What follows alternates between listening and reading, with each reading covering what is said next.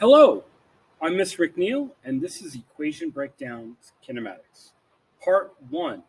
In this series of videos, with this probably being the only for kinematics, we're going to examine the equations that are often used in um, high school kinematics or high school physics.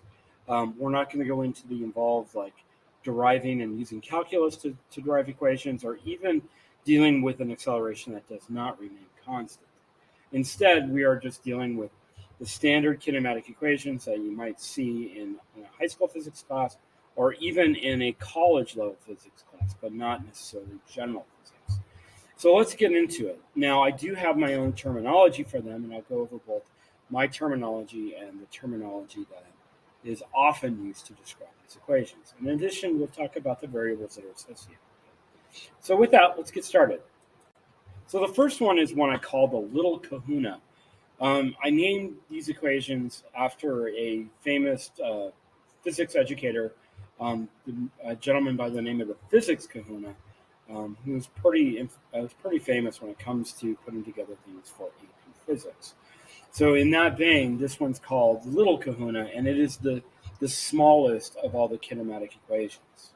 As you can see, it's a velocity equation and is often referred to simply as the velocity equation, where we examine final velocity and how it's affected by its initial velocity, acceleration, and time. Be careful, though, when it comes to these equations that you don't view this as simply a velocity equation, because potentially I could use it to solve acceleration and time, too. Now, following up the little kahuna is the big kahuna. This is the largest equation that we deal with in kinematics at the high school level. And you can see that there's a lot more variables and terms involved. So position final, position initial, velocity initial, and time, plus this 1/2 acceleration times time squared. So in this equation, we're talking about how position changes and the things that can affect the position over time. Now, initially, things that are pretty important to the final position is the initial position and the velocity, where the acceleration can be very small.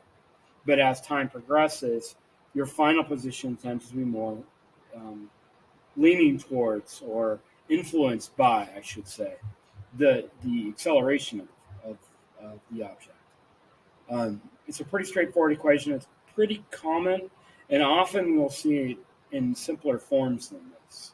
As a matter of fact, talking about simpler forms, this is another example of it, but I'm just simply reducing my final position and my initial position into displacement, which is a change in position.